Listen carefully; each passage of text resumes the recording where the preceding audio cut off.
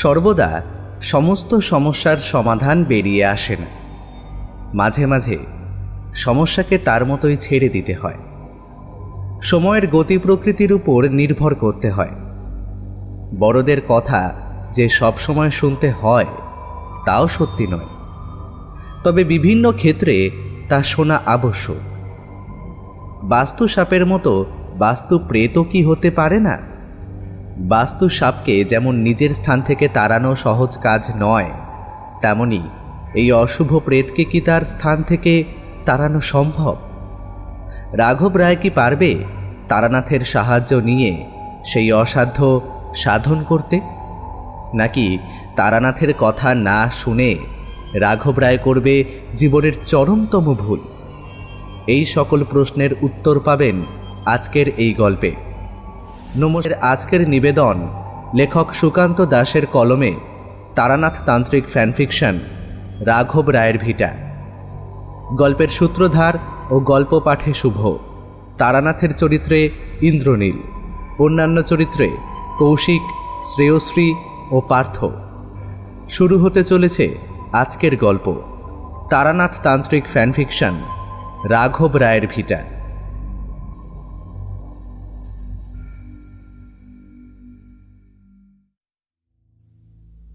রাঘব রায়ের ভিটের সামনে দাঁড়িয়ে এই অন্ধকারে আমি কেমন যেন চমকে উঠলাম। কোথাও সামান্য আলোটুকু নেই। চাঁদের যে সামান্য আলো পাওয়া যায় তাতে ভিটেটাকে বড় অদ্ভুত লাগছে। চাঁদটা ঠিক ভিটের এক পাশে তার মাথার উপরে যেন চেপে বসেছে। মনে হচ্ছে এইমাত্র চাঁদ উঠতে শুরু করেছে। আকাশে চাঁদের সরণ কিন্তু খুব দ্রুত। এই তুমি আকাশের দিকে তাকিয়ে চাঁদ দেখছো, অথচ একটু পরেই যেন সেই চাঁদ নেমে যাবে নিচের দিকে। রাঘব রায়ের ভিটের কাছে দাঁড়িয়ে দেখতে দেখতে চাঁদটা আস্তে আস্তে যেন ঘরের চালের মধ্যে ঢুকে পড়তে লাগলো। আমি কতক্ষণ ওভাবে দাঁড়িয়ে দেখছিলাম তা মনে নেই। মনে হলো রাঘব রায়ের বাড়ির চারপাশটা শান্ত, নিস্তব্ধ। তবে কারা যেন ফিসফিস করে কথা বলে চলেছে। তাদের বলা শব্দ শোনা সহজ কাজ নয়, কিন্তু তবুও কেমন যেন মনে হয় এই এক্ষুনি বুঝি তাদের কোনো একটা কথা আমি শুনতে পারবো। এক্ষুনি তাদের বলা একটা কথা আমার মনের ভিতরটা মুহূর্তে বদলে দেবে। চারপাশে তাকিয়ে কিন্তু কিছুই দেখতে পেলাম না, অথচ শব্দগুলো তখনও আসছে। এবার মনে হলো রাঘব রায়ের বাড়ির ঠিক পিছনের দিক থেকে শব্দগুলো আসছে। আমি বাড়ির ভেতরে না ঢুকে আস্তে আস্তে পিছনের দিকে যেতে লাগলাম। আমার হাতে আলো নেই। হাঁটতে হাঁটতে কয়েক পা এগিয়ে গেছি। মনের মধ্যে প্রবলভাবে একটা কিছু অনুভব করতে পারছি। মনে হচ্ছে এই এক্ষুনি যেন কিছু একটা ঘটবে। ওই সামান্য কালো অন্ধকার ঘিরে কেউ একটা এসে আমার পথ আগলে দাঁড়াবে। মাথার মধ্যে কেউ যেন তীব্রভাবে আমায় এই দিকে যাওয়ার জন্য বারণ করে চলেছিল। তবুও আমি কোনো কথা না শুনেই এগিয়ে যাচ্ছি। বেশ খানিকটা গিয়ে তখন বাড়ির পেছনের দিকে পৌঁছেছি। দেখতে পেলাম বাড়ির পেছনে খানিকটা দূরে একটা গাছ রয়েছে। মনে হলো অন্ধকারে সেই গাছের তলায় কারা যেন দাঁড়িয়ে রয়েছে। আমায় বাড়ির পিছনের দিকে আসতে দেখে তারা এইমাত্র পালিয়ে ওখানে গিয়ে দাঁড়ালো। আমি বাড়ির পিছনের ফাঁকা জায়গাটায় দাঁড়িয়ে সেই গাছের দিকে তাকিয়ে রইলাম। আমার মনে হতে লাগলো গাছের তলায় দাঁড়িয়ে তারা প্রবল আক্রোশ নিয়ে যেন আমার দিকে তাকিয়ে আছে। আমার দেহ বন্ধন করা রয়েছে, তাছাড়া মধুসুন্দরী দেবীর আশীর্বাদ আমার উপর রয়েছে বলে তারা কাছে আসতে সাহস পাচ্ছে না। কিন্তু আমার জায়গায় যদি অন্য কেউ থাকতো তাহলে যে ব্যাপারটা কি হতো সেটা ভাবতেই আমি কেমন যেন চমকে উঠলাম। কি মনে হতেই একটা পা সামনের দিকে বাড়িয়েছি, আর তখনই দেখতে পেলাম সেই কালো কালো ছায়ামূর্তিগুলো যেন গাছের উপরের দিকে উঠে গেল। অদ্ভুতভাবে তারা গাছের ডাল বেয়ে উপরের দিকে উঠেছে। গাছের মাথা হঠাৎ করেই থরথর করে কেঁপে উঠল। গাছের উপরে ডালে বসে থাকা কোনো একটা পাখি ডানা ঝাপটিয়ে উড়ে গেল। আমি সামনের দিকে পা বাড়িয়েছিলাম বটে, কিন্তু তখন আর সেদিকে এগিয়ে যেতে ইচ্ছে হলো না। তারা যখন এত দূরে চলেই গেছে, শুধু শুধু এগিয়ে গিয়ে অতিরিক্ত সাহস দেখিয়ে তো কোনো লাভ নেই। তার বদলে আমি যেই বিপদ থেকে উদ্ধার করতে এখানে এসেছি, বরং সেইটা নিয়েই ভাবা যাক। তাই আমি পিছনের দিকে ঘুরে দুপা আসতে যাব, হঠাৎ দেখি বাড়ির বাঁ পাশে একটা গাছের তলায় অন্ধকারে একটা লম্বা ছায়ামূর্তি দাঁড়িয়ে, যেন আমার দিকে তাকিয়ে দেখছে আর তার সাথে হেসে চলেছে। একটা হাসির শব্দ আমি এইমাত্র শুনতে পেলাম, আর বুঝতে পারলাম ওই ছায়ামূর্তিটার কাছ থেকে এই শব্দটা ভেসে আসছে। মনে মনে একটা গুপ্ত মন্ত্র স্থির করে রাখলাম। সেই ছায়ামূর্তি যদি আমার দিকে এগিয়ে আসার চেষ্টা করে, তাহলে সেই মন্ত্রটা উচ্চারণ করে সামান্য ধুলো মাটি থেকে তুলে নিয়ে তার দিকে ছুঁড়ে দিলেই তাতে কাজ হবে। কিন্তু ছায়ামূর্তিটা সে কাজ করল না। গাছের তলায় দাঁড়িয়ে থাকতে থাকতে হঠাৎ করে ঠিক টিকটিকির মতো গাছের উপরের দিকে উঠে যেতে লাগলো।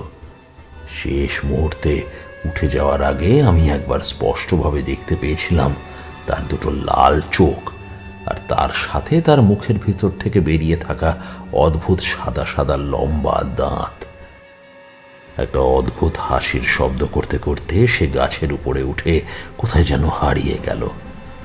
গাছটা আম গাছ, তাছাড়া বেশ বড়।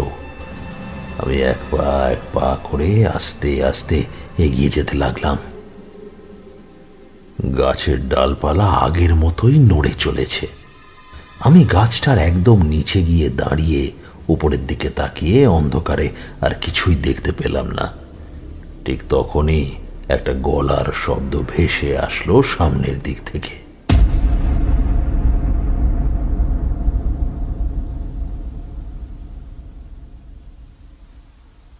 আজ সকাল থেকেই আমরা তারানাথের বাড়িতে বসে রয়েছি। চারি এসেছে আগের দিন। আমরা যখন এসেছিলাম তখন চারি বলেছিল, কাকা বাবু, আমি এবার মাসখানেক এখানেই থাকবো। চারির ছেলের বয়স এখন 2 বছর। সে এখন হাঁটতে শিখে গেছে, তাই তার মায়ের চোখ ফাঁকি দিয়ে এদিক ওদিক চলে যেতে শিখেছে। এই কটা দিন চারি তার ছেলেকে নিয়ে কেমন যেন অস্থির হয়ে থাকে। সে একবার এদিকে চলে যাচ্ছে তো একবার ওদিকে চলে যাচ্ছে। চারির বর নাকি ব্যবসার কাজে মাসখানেকের জন্য বাইরে গিয়েছে, তাই এই সময়টা সে এখানে এসেই থাকবে ভেবে নিয়েছিল। আমাদের আজ তারানাথের বাড়িতে নিমন্ত্রণ ছিল, তাই আমরা আজ সকাল সকাল স্নান সেরে বেশ ভালো করে সেজেগুজে তারানাথের বাড়িতে এসে পৌঁছেছি। আসার আগে বেশ কিছু মিষ্টি, মাখা সন্দেশ, এমনকি বাজার থেকে কলা আপেল পর্যন্ত নিয়ে এসেছি। চারির বাচ্চাটার জন্য নিয়ে এসেছি কিছু চকলেট। তারানাথ কিন্তু এই সমস্ত দেখে মোটেই খুশি হয়নি। একটু গম্ভীর গলায় অভিমানের সুরে বলেছে, তোমাদের কিন্তু হে বড্ড বাড়াবাড়ি। তোমাদের কতবার বলি, তোমরা আমার কাছে যখন আসবে আমার জন্য কিছু নিয়ে আসতে হবে না। তোমরা আমার জন্য সিগারেট নিয়ে আসো, ওই যথেষ্ট। কিন্তু তোমরা কথাই শোনো না। ঠাকুরমশাই, আমরা কিন্তু এসব আপনার জন্য আনিনি।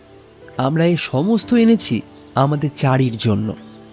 তার জন্য যে আমরা কিছু আনতে পারবো না, সে কথা তো আপনি বলতে পারবেন না। আমাদেরও যথেষ্ট অধিকার রয়েছে। কিশোরী মাঝে মাঝে এমন কথা বলে বসে যে তারানাথের আর কিছুই বলার থাকে না। আজও তেমনটাই হলো। তারানাথ সামান্য হেসে বলল, তা তোমাদের এই ব্যাপারে আমি সত্যিই কিছু বলতে পারি না। তোমাদের সম্পূর্ণ অধিকার রয়েছে, তোমরা চাইলে তার জন্য আনতেই পারো। আচ্ছা, আমার জিনিসটা এনেছো তো? কিশোরী হাসতে হাসতে পকেট থেকে একটা পাসিং শোয়ের প্যাকেট বার করে তার হাতের সামনে রাখল। সেটা হাতে নিয়ে তারানাথের মুখটা একটু উজ্জ্বল হয়ে গেল। সে বলল, অনেক দিন ধরেই তোমাদের হুঁকো খাওয়ার কথা বলেছিলাম, তবে তা সাজাতে অনেক ধৈর্য লাগে। এখন চারি যখন মাসখানেক রয়েছে, তখন সিগারেটই খাওয়া যাবে। কথাটা বলতে গিয়ে তারানাথের দুটো চোখ উজ্জ্বল হয়ে উঠল। ঠিক সেই সময় তারানাথের কোলে বসে থাকা চারির ছেলে সামনে ঝুঁকে পড়ে সিগারেটের প্যাকেটটা তুলে নিতে যাবে, এমন সময় তারানাথ সেটা তুলে নিল। তারপর ছেলেটার মুখের কাছে একটা হাত রেখে বলল, ওরে বাপ, ওসব হাতে নিতে নেই, ওসব হাতে নিলেও যে খারাপ। তারপর হাসতে হাসতে সিগারেটের প্যাকেটটা পেছনের দিকে রেখে দিল। কিন্তু ছেলেটা সেই সিগারেটের প্যাকেট ধরার জন্য জোর করতে লাগলো। তারানাথের কোলে বসে থাকা অবস্থা থেকে উঠে পেছনের দিকে যাওয়ার চেষ্টা করছে, এমন সময় তারানাথ বলে উঠল, মা চারি, চারি মা, এই একবার দাদু ভাইকে নিয়ে যা তো, বড্ড জ্বালাচ্ছে দেখছি। চারি রান্নাঘরে বোধহয় আমাদের জন্য রান্না করছিল। তারানাথের কথা শুনে এসে ছেলেটাকে তুলে নিয়ে যাওয়ার সময় বলল, তোমায় তো বললাম কাকা বাবুরা এসেছে, বাবুকে আমার কাছে দিয়ে দাও। তুমি তো শুনলে না, নিজের কাছে নিয়ে বসে রইলে। আমি কি করে বুঝবো বেটা এত দুষ্টু হয়েছে, সিগারেটের প্যাকেট টেনে নিতে চায়। চারি আর কিছু বলল না, সামান্য হেসে ভেতরের দিকে চলে গেল। তারানাথ সিগারেটের প্যাকেট থেকে একটা সিগারেট তুলে নিয়ে তারপর তাতে অগ্নিসংযোগ করল। বেশ মজা করেই দুবার টেনে নিয়ে ধোঁয়া ছাড়ল উপরের দিকে। তারপর একটা তৃপ্তির শব্দ করে বলল,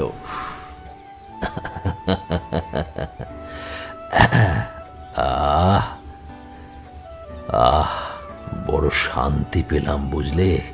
তোমরা সেই আগের সপ্তাহে এসেছিলে, তখন সিগারেট খেয়েছিলাম। তোমরা যা সিগারেট দিয়ে গিয়েছিলে তা তো কয়েকদিনের মধ্যেই শেষ হয়ে গেছে, দুদিন কিছু জোটেনি। এই সিগারেটের প্যাকেট গোটাটাই আপনার। যদি আপনার মনে হয় এটাও তাড়াতাড়ি শেষ হয়ে যাবে, তাহলে আমরা আর একটা প্যাকেট দিয়ে যেতে পারি। কিন্তু এই অনেক, তোমাদের আবার মাসের শেষ, তারপর তোমার আবার বেশ কয়েকদিন আগে মাসির বাড়িতে গিয়ে বেশ কিছু টাকা পয়সা খরচ হয়েছে। তবে তোমাদের ওই যে জমি নিয়ে মামলা চলছে, সেই জমি কিন্তু তোমরা উদ্ধার করতে পারবে না। তারানাথের এমন কথায় আমি আর কিশোরী দুজনেই কেমন যেন চমকে উঠলাম। কিশোরী একটু কৌতূহলী স্বরে বলল, ঠাকুরমশাই, আমি যে মাসির বাড়িতে জমির মামলার জন্য গিয়েছিলাম, আর সেখানে যে আমার কিছু টাকা খরচ হয়েছে, সেটা আপনি কি করে জানলেন তা আমি জানতে চাই না। আপনার অমন অনেক অলৌকিক ব্যাপার আমাদের দেখা আছে, কিন্তু জমিটা আমরা উদ্ধার করতে পারবো না বলছেন কেন? তারানাথের সিগারেটটা প্রায় অর্ধেক শেষ হয়ে এসেছিল। সে সিগারেটে এবার একটা বড় লম্বা টান দিয়ে বলল, কেন জানি না ব্যাপারটা আমি বুঝতে পেরেছি। আসলে তোমরা তো জানো, অনেক ব্যাপার আমি বুঝতে পারি, তার সঠিক কারণ আমি তোমাদের বুঝিয়ে বলতে পারবো না। তবে তোমাদের ওই জমি যে উদ্ধার হবে না, তা কিন্তু কোনো মানুষের কারণে বলিনি। তোমরা মামলা জিতবে, জমি তোমাদের নামেই আসবে, কিন্তু ওই জমিতে তোমরা কোনো কাজ করতে পারবে না। ওই জমিতে দোষ লেগেছে। তুমি বোধহয় যেদিন ওই বাড়িতে গিয়েছিলে, সেদিন রাতের বেলা কোনো কারণে অশুভ শক্তির কিছু অংশ তোমার সাথেই রয়েছে। তুমি আমার বাড়িতে যখন ঢুকছিলে, তখনই আমি ব্যাপারটা বুঝতে পেরেছি। তুমি জানো, এই বাড়ির গৃহবন্ধন করা রয়েছে, তাই কোনো অশুভ শক্তি এই বাড়িতে ঢুকতে পারবে না। আমি তখন থেকে বাইরের দিকে তাকিয়ে দেখতে পাচ্ছি, উঠোনের যেখানে আমার বড় গেটটা রয়েছে, তার বাইরে সেই কালো কি একটা যেন একপাশে দাঁড়িয়ে রয়েছে। কথাটা বলে তারানাথ আঙুল তুলে তার বাড়ির বাইরের দিকে দেখালো। তার বাড়ির সামনের দিকটা সামান্য ফাঁকা, একটু দূরে একটা জঙ্গল মতো রয়েছে। এই দিনের বেলা সেদিকে তাকিয়ে রোদের আলোতে আমরা কিছুই দেখতে পেলাম না। তবুও তারানাথ যখন বলেছে, তাহলে সে কথা মিথ্যে নয়। তাই কেমন যেন নিজের অজান্তেই বুকের ভেতরটা ছমছম করে উঠল। কিশোরী বলল, ঠাকুরমশাই, আপনি আমাদের শুধু শুধু ভয় দেখাতে চাইছেন না তো? আর দেখুন, যদি সত্যি তেমন কিছু হয় তাহলে সেটা তো চিন্তার বিষয়। মাসি ওখানে একা থাকে। তার কোনো ক্ষতি হবে না, তুমি চিন্তা করো না। আসলে সব অশুভ শক্তি কিন্তু মানুষের ক্ষতি করার জন্য নয়। এই ব্যাপারটা তোমরা ভালোভাবে বুঝতে পারবে না।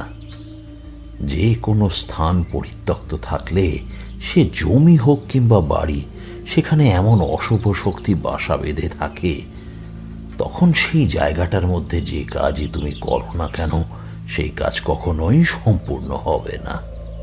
তারানাথের এমন অদ্ভুত কথায় আমি আর কিশোরী দুজনেই অবাক হয়ে গেলাম। তারানাথ কিন্তু তার কথা শেষ করে হাতের সিগারেটটা পাশে রাখা নারকেলের মালায় গুঁজে ফেলল। তারপর একটু গুছিয়ে বসে বলল, বোধহয় ব্যাপারটা তোমরা কিছুই বুঝলে না। সেটা বোঝানোর কাজ আমি করতে পারবো না। সত্যি বলছি, এই সমস্ত ব্যাপার তোমরা বুঝতে পারবে না। তার চেয়ে বরং তোমাদের একটা ঘটনার কথা বলি, তাহলে হয়তো তোমাদের কাছে ব্যাপারটা সামান্য পরিষ্কার হয়ে দাঁড়াবে। তারানাথের কথায় আমরা দুজনে উৎসাহিত হয়ে রইলাম। তারানাথ যে আসলে কি বলতে চেয়েছিল সেটা সত্যি আমরা তখনও বুঝতে পারিনি, তাই অপেক্ষা করতে লাগলাম।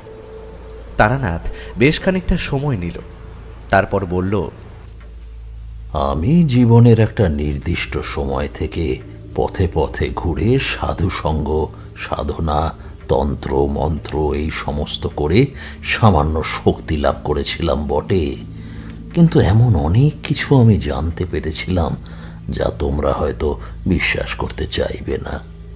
তোমরা কি বিশ্বাস করবে, মানুষ চাইলে খুব সহজেই কোনো একজন মানুষকে সম্মোহন করে তাকে দিয়ে নিজের কাজ করিয়ে নিতে পারে? এই কাজের জন্য অনেক প্রক্রিয়া রয়েছে, তবে তার মধ্যে আরও একটা প্রক্রিয়া হলো যে কোনো খাদ্যবস্তু, তবে তা ভেজা কিংবা তরল হলে হবে না, শক্ত খাদ্যবস্তু হতে হবে। তার মধ্যে যেন জল কিংবা তরলের সামান্য চিহ্ন মাত্র না থাকে। সেই খাদ্যবস্তু তোমায় 3 দিন ধরে একটা খোলা জায়গায় রেখে দিতে হবে। বা তুমি এমন কিছু করতে পারো যে খাদ্যবস্তুর সামান্য একটা অংশ খোলা জায়গায় 3 দিন রাতের বেলা বাড়ির বাইরে রেখে দেবে সূর্য ডুবে যাওয়ার পরে। সূর্য ওঠার আগে পর্যন্ত সেটা বাইরে থাকলেই হবে। তবে এই 3 দিনের মধ্যে একদিন হতে হবে অমাবস্যা। তারপর কালো কাকের বাঁদিকের একটা পালক তোমায় জোগাড় করতে হবে। তারপর 3য় দিন রাত্রে ওই খাদ্যবস্তু তুলে আনার আগে তোমায় সেই পালকটা ওই খাদ্যবস্তুর মধ্যে একবার বুলিয়ে দিতে হবে। এরপর 3 দিন ওই খাদ্যবস্তু রাখতে হবে একটা আবদ্ধ জায়গায়।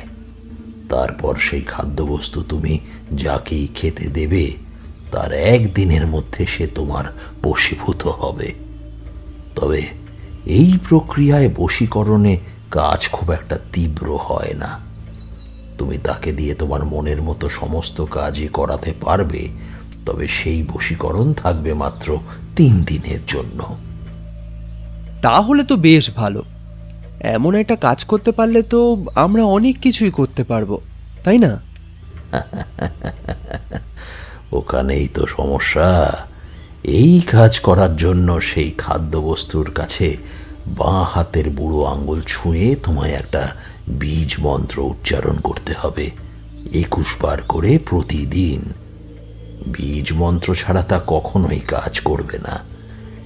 সেই খাদ্যবস্তু খাইয়ে দিয়ে তাকে তুমি তোমার মনের মতো কাজ করতে বললে সে অবাক হয়ে তোমার দিকে তাকাবে মাত্র। গুপ্ত মন্ত্র ছাড়া কোনো প্রক্রিয়া কাজ করবে না। তবে বশীকরণের জন্য আরও অনেক প্রক্রিয়া রয়েছে। যেটা তোমাদের বললাম সেটা হলো সব থেকে সহজ এবং কম পরিমাপের বশীকরণ প্রক্রিয়া। এসব কথা থাক তারানাথ, আপনি বলুন সেই কথাটা যেটা আপনি বলতে চাইছিলেন। ওই যে কিশোরীর মাসির বাড়ির জমিতে কি একটা অশুভ শক্তির কথা বলছিলেন, ওটা বলুন না। সেই কথাই বলি। একবার সাধনার জন্য ঘুরতে ঘুরতে গিয়ে পৌঁছলাম পলাশপুর নামের একটা গ্রামে। সেই গ্রামে এক বাড়িতে দুদিন আশ্রয় নিলাম। আসলে আমি ভেবেছিলাম তার বাড়িতে একটা বেলা থেকে সামান্য আহার আর বিশ্রাম করেই বেরিয়ে পড়ব, কিন্তু সে আমায় সেখান থেকে ছাড়তে চাইল না। 2 দিন আমায় তার বাড়িতে থাকতে হলো। তবে সে আমার সেবা যত্ন কম করেনি। আমার জন্য আলাদা রান্নার জায়গা, এমনকি আমার প্রয়োজনীয় সমস্ত কিছুই জোগাড় করে দিয়েছিল। তাই তার বাড়িতে 2 দিন থাকতে আমার খুব একটা অসুবিধা হয়নি। যেদিন তার বাড়ি থেকে চলে আসব, সেদিন সে আমায় আসল কথাটা বলে।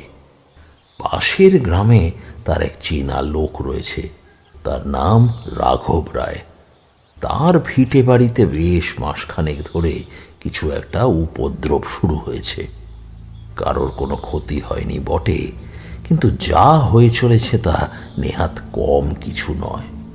সে আমায় একবার রাঘব রায়ের বাড়িতে যাওয়ার কথা বলল। আমি প্রথমে ভাবলাম অতি সামান্য কোনো ব্যাপার হবে, হয়তো তাই তার কথায় তেমন কোনো গুরুত্ব না দিয়ে বললাম, সত্যি বলছি তোমায়, আমি তোমার বাড়িতে একবেলার বেশি থাকতে চাই না। আসলে এভাবে আবদ্ধ থাকতে আমার ভালো লাগে না। গ্রামের পথে ঘুরে বেড়ানো আমার নেশা, সাধনাই আমার কাজ। আমায় তুমি এভাবে আবার আটকে দিও না। তোমার সেই বন্ধু রাঘব রায়ের বাড়িতে গেলে সে আবার যদি আমায় আটকে দেয়। অনেক করে তাকে বোঝাতে লাগলাম, কিন্তু সে কিছুতেই বোঝে না। সে আমায় বলল, অন্তত একটি বারের জন্য আমি যদি রাঘব রায়ের বাড়িতে যাই এবং তার কথা বলি, তাহলে রাঘব রায় আমায় সমস্ত কথাই খুলে বলবে। তখন আমি বুঝতে পারবো যে সে কত বড় বিপদের মধ্যে রয়েছে। আমার দীক্ষা দেওয়ার পরে গুরু বলেছিলেন, তন্ত্র শক্তি আসলে মানুষের ভালো কাজের জন্যই। তাই যখনই সুযোগ পাবো মানুষের সাহায্য করব। কারোর বিপদ দেখে সেখান থেকে চলে আসা কোনো সাধকের ধর্ম নয়। সাধুর কথাই হঠাৎ করে মনের মধ্যে মনে পড়ে গেল। তাই আর সময় নষ্ট না করে লোকটির কাছ থেকে রাঘব রায়ের বাড়ির ঠিকানা জোগাড় করে চললাম পাশের গ্রামে তার বাড়িতে। আমি যখন বেরিয়েছিলাম তখন বিকেল হয়ে এসেছে। আকাশে কালো মেঘ জমে রয়েছে। তাই সন্ধে নামার পরেই কেমন যেন তাড়াতাড়ি রাত নেমে এলো। রাঘব রায়ের বাড়ি গ্রামে ঢোকার বেশ 4-5টা বাড়ি পড়ে, তাই আমার চিনে নিতে খুব একটা অসুবিধা হবে না। তাছাড়া তার বাড়ির একপাশে বেশ বড় একটা আম গাছ রয়েছে। আসল সমস্যা নাকি ওই আম গাছটা থেকে শুরু হয়েছে। লোকটি আমায় কোনো কিছুই খুলে বলল না, বলল রাঘব রায় আমায় সমস্ত কিছুই বলে দেবে। প্রায় রাতের বেলা আমি রাঘব রায়ের বাড়ির সামনে গিয়ে পৌঁছলাম, আর তার ভিটের দিকে তাকাতেই আমার কেমন যেন অদ্ভুত একটা অনুভূতি হলো। চারি আমাদের জন্য চা নিয়ে এসেছিল। চায়ের সাথে নিয়ে এসেছিল এক ধরনের বিস্কুট। আসলে তার বর এখানে ওখানে ব্যবসার কাজে যায়, সেখান থেকে এটা ওটা নিয়ে আসে। এই বিস্কুট নাকি সে তার শ্বশুরের জন্য অর্থাৎ তারানাথের জন্য পাঠিয়ে দিয়েছে। তাই সেই বিস্কুটে আমরাও ভাগ বসালাম। কিশোরী বিস্কুটে একটা কামড় দিয়ে বলল, আপনার জিনিসে ভাগ বসিয়ে দিলাম ঠাকুরমশাই। তারানাথ তার কথার উত্তরে বলল, আরে খাও খাও, লাগলে আরো 2টো খেও। আমি একা আর কত খাবো? মাচারি অনেক বিস্কুট এনেছে। বিস্কুট শেষ করে আমরা চা খেতে শুরু করলাম। তারানাথ তার কথা বলতে শুরু করলো। সেদিন রাত্রে আমার অদ্ভুত অনুভূতি হলো। তারপর গলার শব্দ শুনে পিছনের দিকে তাকিয়ে দেখি রাঘব রায়ের বাড়ির থেকে কে যেন আমায় ডাকছে। কে আপনি? ওদিকে রাতের বেলা যাবেন না, এই গাছের তলা থেকে সরে আসুন। আমি বুঝতে পেরেছিলাম এটা রাঘব রায় ছাড়া অন্য কেউ হতে পারে না। তাই আস্তে আস্তে এগিয়ে এসে সামনের দিকে দাঁড়িয়ে বললাম, আমি পাশের গ্রাম থেকে আসছি। পাশের গ্রামে আমি নরহরি বিশ্বাসের বাড়িতে ছিলাম। সে বলেছে রাঘব রায়ের বাড়িতে কোনো একটা বিপদ হয়ে চলেছে, আর তাই সে আমায় পাঠিয়েছে। আমি একজন ভবঘুরে সাধক মাত্র। কথাটা শুনে সে মুহূর্তের জন্য থমকে রইল, তারপর বলল, নরহরি পাঠিয়েছে, কিন্তু শুধু শুধু আবার আপনাকে বিব্রত করে কেন? আচ্ছা ঠাকুরমশাই, আসুন, বাড়ির ভেতরে আসুন। আমি বাড়ির ভিতরে ঢুকতে ঢুকতে বললাম, বাড়িটা এত অন্ধকার করে রেখেছে কেন? দেখে যেন মনে হচ্ছিল আর বাড়িতে কেউ নেই। বউ বাড়িতে নেই, সে পাশের গ্রামে তার বাপের বাড়িতে গিয়েছে। আমি একাই ঘরে ছিলাম। বিকেলের দিকে কখন যে ঘুমিয়ে পড়েছি, এই ঘুম ভাঙলো। বুঝতেই পারছেন ঠাকুরমশাই, বাড়িতে আসলে বউ না থাকলে যা হয়। রাঘব শেষের কথাগুলো হেসে হেসেই বলল। তার গলায় কেমন যেন একটা কৌতূহলের আর কৈফিয়তের সুর আমি পেলাম। রাঘবের সাথে হাঁটতে হাঁটতে গিয়ে তার বাড়ির দাওয়ার উপরে উঠলাম। একটা হ্যারিকেন এখন সেখানে জ্বলছে। রাঘব হঠাৎ প্রশ্ন করল, আচ্ছা ঠাকুরমশাই, আপনি কি ভূতের ওঝা? তার কথায় আমার বড্ড হাসি পেয়ে গেল। আমি বললাম, রক্ষে করো, ওসব হতেও চাই না। তারপর সবাই এসে বিরক্ত করে বসুক আর কি। আমার নিজের সাধনার কাজও আমি আর করতে পারবো না। আমি আসলে একজন সাধক, পথে পথে ঘুরে বেড়াই, সাধু সঙ্গ পেলে সেখানে জুটে পড়ি। না, আসলে একজন ভূতের ওঝাকেও আমি ডেকেছিলাম কিনা ঠাকুরমশাই, কিন্তু সে নিজেও কিছু করতে পারেনি। নরহরির মুখে তোমার বিপদের কথা শুনে ভেবেছিলাম নেহাত ছোটখাটো কিছু একটা হবে, কিন্তু এখানে এসে বুঝতে পারছি তুমি বড় বিপদের মধ্যে রয়েছো। কারোর কোনো ক্ষতি হয়নি এর মধ্যে, আর এমনটা কি প্রতিদিন রাতের বেলায় হয়? হ্যারিকেনের হলদে আলোতে রাঘবের মুখের উপর আমি কেমন যেন একটা অবাক হওয়া ভাব দেখতে পেলাম। সে সেইভাবেই বলল, আপনি বুঝতে পেরেছেন ঠাকুরমশাই, আমি ঠিক কি বিপদে রয়েছি আপনি সত্যিই বুঝতে পেরেছেন? সেটা তো সামান্য বুঝতে পেরেছি, তবে তোমার কাছ থেকে সমস্তটা শুনলে বুঝতে আরো সুবিধা হবে। ওই আম গাছটা তোমায় বিরক্ত করছে, তাই না? ওই আম গাছটার জন্যই সবকিছু। রাঘব দাওয়ার উপর মাটিতে ধপ করে যেন বসে পড়ল। আমি তার পাশে আস্তে আস্তে বসে পড়লাম। আহা রাঘব, অত চিন্তা করো না, অত ভেঙে পড়ো না, বুঝলে? সব বিপদের একটা সমাধান থাকে। এবার আমায় সমস্যাটা খুলে বলো দেখি, না হলে কিন্তু তোমায় আমি কোনো সাহায্য করতে পারবো না। নিশ্চয়ই নিশ্চয়ই বলবো ঠাকুরমশাই, আপনাকে সব কথাই খুলে বলবো। আপনি অনেক দূর থেকেই এসেছেন, পাশের গ্রাম থেকে এখানে আসতে বেশ সময় লাগে। দাঁড়ান, আপনার জন্য একটু জল বাতাসা নিয়ে আসি। আমার নিষেধ শুনেও যেন রাঘব শুনতে পেল না। ঘরের মধ্যে গিয়ে জল বাতাসা, তার সাথে সামান্য মুড়ি নিয়ে এলো। বাতাসা খেয়ে জল খেয়ে আমার নিজেরও কেমন যেন ভালো লাগলো। তারপর দুজন মিলে ঘরে বসে কথা বলতে লাগলাম। ঘটনার সূত্রপাত প্রায় মাসখানেক আগেই ঠাকুরমশাই। একদিন কোনো একটা কাজে বাইরের দিকে গিয়েছিলাম। বাড়িতে ফিরে উঠোনের মধ্যে পা রেখেছি, এমন সময় আম গাছের দিক থেকে একটা শব্দ শুনতে পেলাম। আম গাছটা আমারই ঠাকুরমশাই।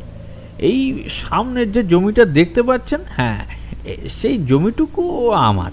আমি ভাবলাম যে রাতের বেলা আম গাছে বোধহয় কোনো পাখি টাকি হবে, চারপাশে কোথাও কোনো হাওয়া নেই, অথচ আম গাছটা এমনভাবে নড়ছে। আরও দুপা সামনে এগিয়ে গেছি, এমন সময় দেখতে পেলাম আম গাছের দিক থেকে কি যেন শব্দ করে হেসে উঠেছে। আপনি দেখতেই পাচ্ছেন ঠাকুরমশাই, আশেপাশের বাড়িগুলো বেশ খানিকটা দূরে। আমাদের গ্রামে বাড়িঘর খুব একটা বেশি নেই, ওই যা আছে তাও একে অন্যের থেকে বেশ খানিকটা দূরে দূরে। হাসির শব্দটা শুনে আমি কেমন যেন চমকে উঠলাম। তারপরেই মনে হলো কেউ হয়তো আমায় ভয় দেখানোর জন্য রাতের বেলা আম গাছে চড়ে এমনটা করছে। আম গাছের আম চুরি করার জন্য কেউ হয়তো উঠেছে, এখন আমায় দেখতে পেয়ে আমায় ভয় দেখিয়ে এখান থেকে সরাতে চাইছে। সামান্য রাগ হলো, তাই উঠোন থেকে বেরিয়ে পায়ে পায়ে গিয়ে দাঁড়ালাম আম গাছের নিচে। তারপর উপরের দিকে তাকিয়ে বললাম, এই এই কে আছিস, নেমে আয় বলছি। আমার কথায় কিন্তু কাজ হলো। আম গাছের উপরের দিক থেকে কে যেন নিচের দিকে নামতে লাগলো। এত তাড়াতাড়ি যে কেউ আম গাছ বেয়ে নামতে পারে তা আমার ধারণাই ছিল না ঠাকুরমশাই। চারপাশে অন্ধকার, আমার কাছেও আলো নেই। চাঁদের আলো যতটুকু দেখা যায় ওই আর কি। আম গাছটা বেশ বড় আর উঁচু, আপনি তো দেখেইছেন। সে নেমে আসছে বুঝতে পেরেছিলাম, কিন্তু যখন সে আম গাছের একদম নিচের দিকে নেমে এসেছে তখন ভয়ে চিৎকার করে আমি দুপা পিছিয়ে আসতে গিয়ে মাটির উপর ছিটকে পড়লাম। হ্যারিকেনের আলোয় রাঘবের গোটা মুখে কেমন যেন একটা ভয় ফুটে উঠল। যেন মনে হচ্ছিল সেদিন রাতের ভয় পাওয়াটা রাঘব এখন আবার নতুন করে মনে করে ফেলেছে, তাই সেদিনের মতোই আবার ভয় পাচ্ছে। রাঘবের গলার স্বর কাঁপতে লাগলো। সে কাঁপতে কাঁপতেই বলল, ঠাকুর মশাই, আপনাকে কি বলবো, আমি যা দেখতে পেলাম তা আমি স্বপ্নে কখনো ভাবতে পারি না। আমি দেখতে পেলাম আম গাছের গুঁড়ি বেয়ে ঠিক যেন টিকটিকির মতো চার হাত পায়ে কে যেন নিচের দিকে নেমে আসছে। এত দ্রুত সে নিচের দিকে নেমে আসছে যে প্রথমে ব্যাপারটা বুঝতে পারিনি। তারপর যখন বুঝতে পারলাম তখন সে একেবারে মাটির কাছে এসে পড়েছে ঠাকুর মশাই। আমি ভয়ে ছিটকে গিয়েছিলাম। ছিটকে পড়ে থাকা অবস্থাতেই পেছনের দিকে সরতে শুরু করলাম। সে কিন্তু আমার দিকে এগিয়ে এলো না। গাছটা যেখানে মাটিতে এসে ঠেকেছে সেখানে অদ্ভুতভাবে বসে যেন অপেক্ষা করতে লাগলো কোনো কিছুর জন্য। তার দুটো পা তখনও গাছের গুঁড়িতে আটকে রয়েছে, দুটো হাত মাটির উপরে নেমে এসেছে। তার সেই মুখটা, ঠাকুর মশাই, সেই মুখ আমি স্বপ্নে সবসময় যেন দেখতে পাই। তার মুখ দুটো লাল রঙের চোখ ছাড়া আর আমার কিছুই মনে নেই ঠাকুর মশাই। আর আর ওই লম্বা লম্বা সাদা দাঁত। হ্যাঁ, রাঘবের কথা শুনতে শুনতেই আমি বুঝতে পারলাম একটু আগে ওই আম গাছের কাছে আমি যাকে দেখতে পেয়েছি সে ছাড়া অন্য কেউ হতে পারে না। রাঘব কথাটা বলে চুপ করে গিয়েছিল। আমি বললাম, তারপর কি হয়েছিল রাঘব? তারপর কি তুমি তাকে আর কখনো দেখতে পেয়েছিলে? সেদিন রাতে আমার চিৎকার শুনে ঘরের ভেতর থেকে আমার বউ হারিকেন হাতে বাইরে বেরিয়ে এসেছিল। আলো দেখেই বোধ হয় সেই অদ্ভুত জীবটা হঠাৎ করেই আবার গাছের উপর উঠে গেল। তারপর আমার বউ আমায় অতি কষ্টে ঘরের ভেতরে নিয়ে গিয়েছিল। গোটা রাত আমি আর আমার বউ ভয়ে ঘুমোতে পারিনি ঠাকুরমশাই। তাকে আমি আর কিছুই খুলে বলিনি বটে, তবে পরদিন রাতে সেও এমন কিছু একটা দেখতে পেয়েছিল। হ্যাঁ, সে দেখতে পেয়েছিল ওই আম গাছের গোড়ায় আর আমাদের বাড়ির পিছনের দিকে কালো কালো লম্বা লম্বা ছায়ামূর্তির মতো কেউ ঘুরে বেড়াচ্ছে। ভয়ে চিৎকার করে সে ঘরের মধ্যে এসে ঢুকেছিল। আমি বুঝতে পারছিলাম এমন কিছু একটা হয়ে চলেছে যেটা ভালো নয়, তাই তাড়াতাড়ি বউকে বাপের বাড়ি পাঠিয়ে দিয়েছি। বলেছি গোটা ব্যাপারটা ঠিক হলে তারপরেই তাকে বাড়িতে নিয়ে আসবো। ঠাকুর মশাই, আমার যদি কিছু হয় তাতে আমার কোনো চিন্তা নেই, কিন্তু বউয়ের যাতে কিছু না হয়। অবাক হয়ে রাঘবের দিকে তাকিয়ে রইলাম। কোন মানুষ নিজের বিপদের তোয়াক্কা না করে বাড়িতে থাকতে পারে, অথচ সে তার বউয়ের বিপদের কথা ভেবে তাকে পাঠিয়ে দিয়েছে বাপের বাড়িতে? প্রশ্ন করেই ফেললাম, তোমার বউ যেতে রাজি হয়েছে, তোমায় সেখানে যাওয়ার কথা বলেনি? রাঘব কেমন যেন হাসি হাসলো একটা, তারপর বলল, ঠাকুর মশাই, বিপদে কাছের মানুষ চেনা যায়। আমিও ভেবেছিলাম বউ হয়তো আমার কথায় রাজি হয়ে ভয় পেয়ে তাড়াতাড়ি চলে যাবে, কিন্তু ঠাকুর মশাই আপনাকে কি বলবো, গোটা 3টে দিন ধরে তাকে আমি বুঝিয়ে বুঝিয়ে ক্লান্ত হয়ে গিয়েছিলাম। তারপর এক সময় সে আমায় বলল আমাকেও নাকি তার সাথে বাপের বাড়ি যেতে হবে, সেখানেই কোনো একটা ব্যবস্থা করে নেওয়া যাবে। এ বাড়ি ছেড়ে দিতে কিন্তু আমি রাজি হলাম না ঠাকুর মশাই। 5ম দিনের মাথায় তাকে আমি নিজে নিয়ে গিয়ে বাপের বাড়িতে রেখে এলাম। আমার বাবা মা কেউ বেঁচে নেই ঠাকুর মশাই, কিন্তু বউয়ের বাবা এখনো বেঁচে আছে। তাছাড়া তার দাদা রয়েছে, দাদার বউ রয়েছে, তবে তারা সবাই আমাকে এবং বউকে যথেষ্টই ভালোবাসে। সমস্যাটা শুনে তারাও বলেছিল আমায় থেকে যেতে, কিন্তু বলুন না ঠাকুর মশাই, নিজের বাপ ঠাকুরদার বাড়ি ছেড়ে অন্য কোথাও শান্তিতে বাস করা যায়? যদি মরতেই হয় তাহলে এইখানেই মরব, তাতে আমার কোনো দুঃখ নেই। তুমি বলেছিলে কোনো এক ভূতের ওঝাকে ডেকে নিয়ে এসেছিলে, সে কি বলেছে?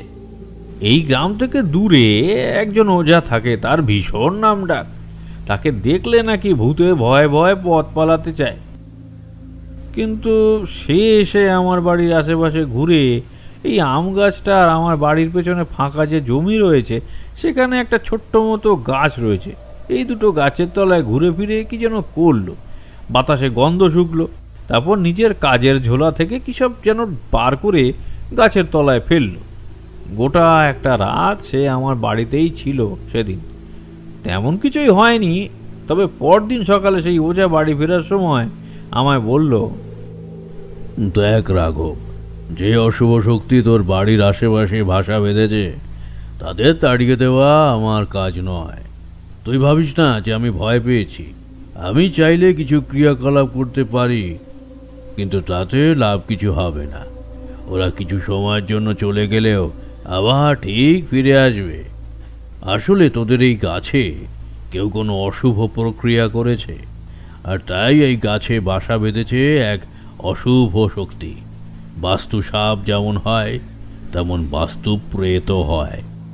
এই প্রেত এমন জায়গায় থাকে যেখানে মানুষের পা পড়ে না, কিন্তু মাঝে মাঝে এই প্রেতকে চালনা করে কেউ।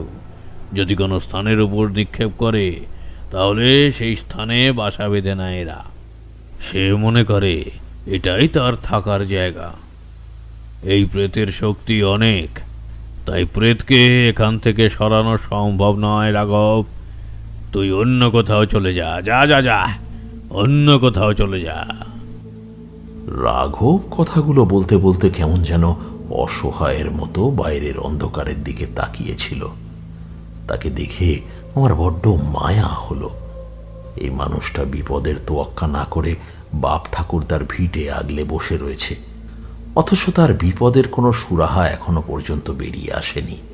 তবুও সে মাটি কামড়ে পড়ে রয়েছে। তোমার এই গাছে কেউ এমন প্রক্রিয়া করতে যাবে কেন? তোমার এই গাছে কি বেশ ভালো ফলন হয়? রাতের বেলা, তাই আপনি বুঝতে পারেননি ঠাকুর মশাই। এই গাছের আশেপাশে আরও কয়েকটা বড় বড় আম গাছ রয়েছে। এই আম গাছগুলোতে বেশ ভালো ফলন হয়। যখন ফলন হয় সেই আম আমি লোক দিয়ে পারি, আমি বিক্রি করে আসি হাটে, তা থেকে ভালো টাকা পাওয়া যায়। তাছাড়া পেছনে যে জমিটা দেখছেন সেটাও আমার, আগেই বলেছি। সেখানে চাষের কাজে লোক লাগাই, আমিও হাতে হাতে কাজ করি। এসব করেই আমাদের কেটে যায়। তবে ওই আম গাছ থেকে আমি কাউকে আম পাড়তে কিন্তু দিই না। কেন দেব ঠাকুর মশাই? নিজের হাতে যত্ন করে ওই গাছ লাগিয়েছিল আমার ঠাকুরদা। সেই ফলন থেকে আমার বাবা সংসারের অনেক খরচ চালিয়েছে, আমিও তাই করি। সেই গাছের ফল কাউকে পাড়তে দেব কেন? যখন আম পাড়া হয় তখন আশেপাশের লোকেদের আমি নিজে আম দিয়ে আসি। আমার মনে হয় কেউ এটা করেছে ইচ্ছা করে। ওই গাছ এবং আমার বাড়ির আশেপাশে কোনো এক প্রক্রিয়া করেছে, তাই এমনটা ঘটেছে। আমারও তাই মনে হচ্ছে রাঘব, তোমার বাড়ির আশেপাশে কিংবা ওই গাছের উপরে কেউ কোনো প্রক্রিয়া করেছে। আমি নিজে যখন এখানে এসেছি তখন আমি তোমার সাথে দেখা হওয়ার আগেই গোটা ব্যাপারটা বুঝতে পেরেছি। আমি ওদের দেখতে পেয়েছিলাম, তবে ওই পিছনের গাছের কাছে ওদের থাকার কারণটা আমি ঠিক বুঝতে পারলাম না। সেই ওঝাও আমাকে এই কথাই বলেছিল ঠাকুরমশাই।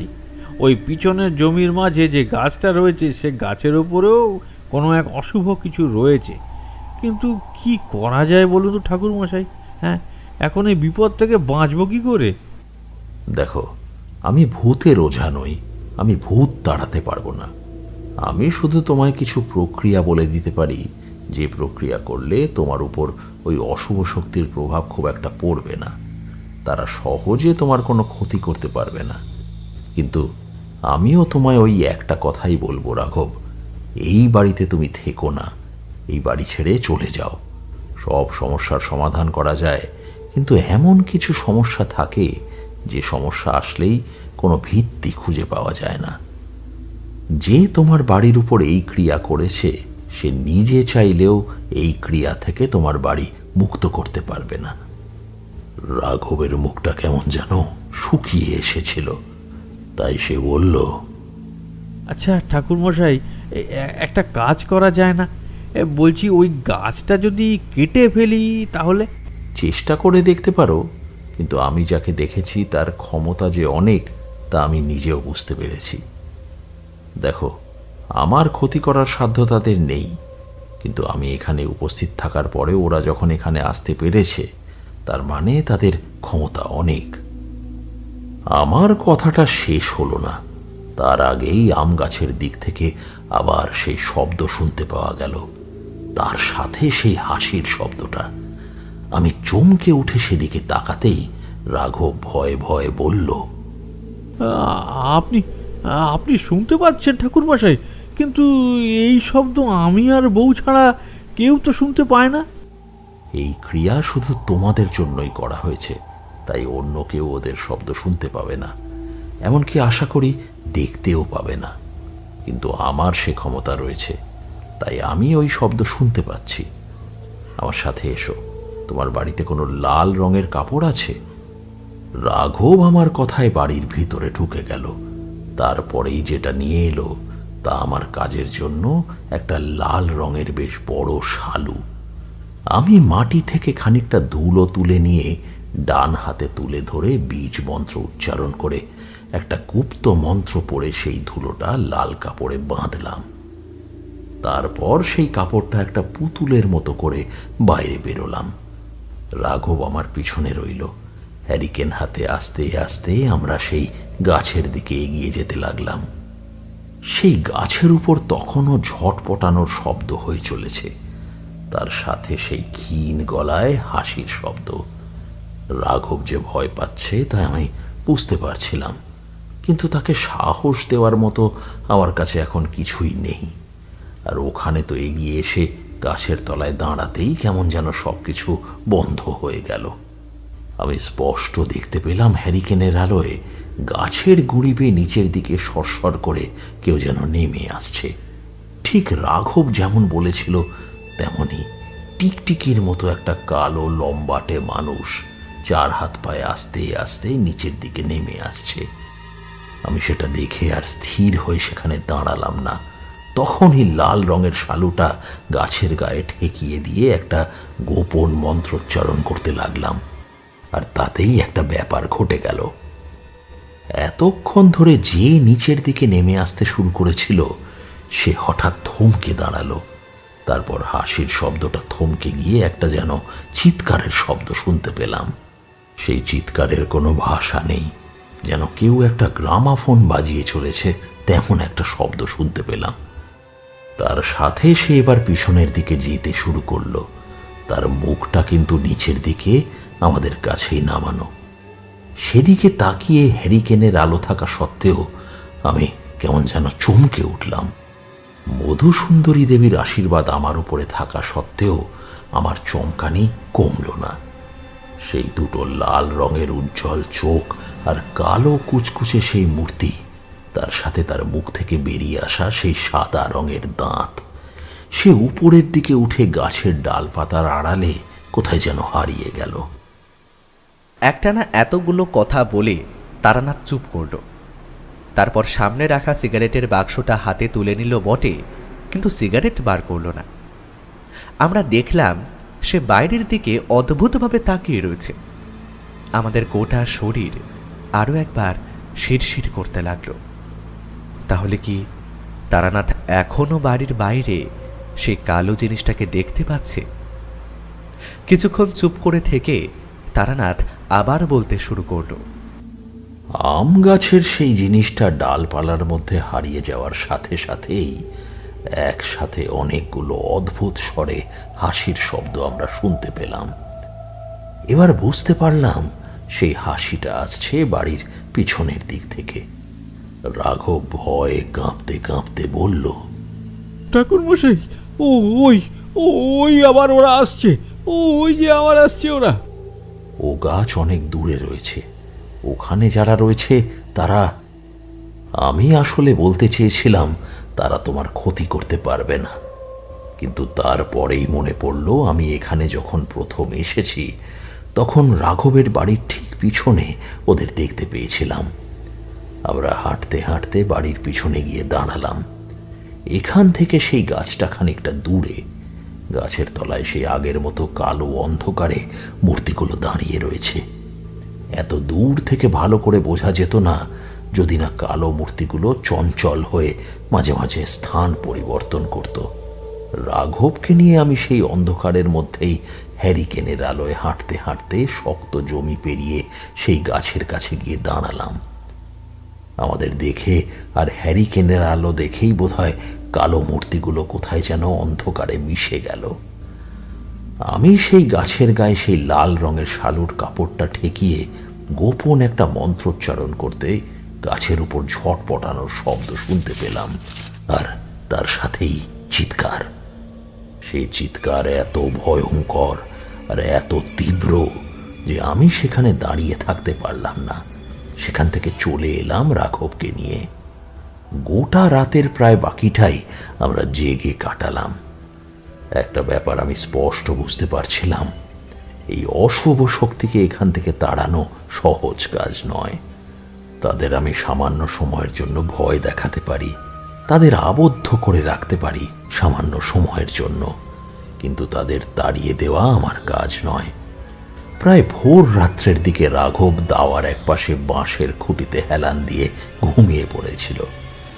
আমি সামনে তাকিয়ে দেখতে লাগলাম। রাঘব ঘুমিয়ে রইল। আমি হাঁটতে হাঁটতে সেই গাছের তলায় গিয়ে দাঁড়ালাম। সকালের আলোয় কিন্তু কিছুই বোঝা যায় না। দূরে যে গাছটা ছিল সেই গাছের তলাতেও গিয়ে দাঁড়ালাম, কোথাও কিচ্ছু নেই।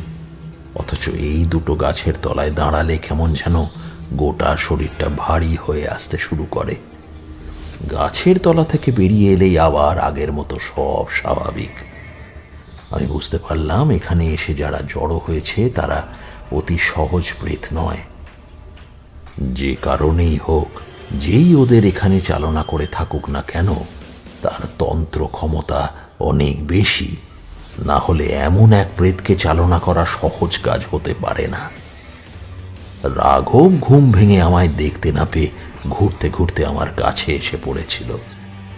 আমি তার কাঁধের উপর একটা হাত রেখে বললাম, রাঘব, তোমায় এই বাড়ি ছেড়ে দিতে হবে।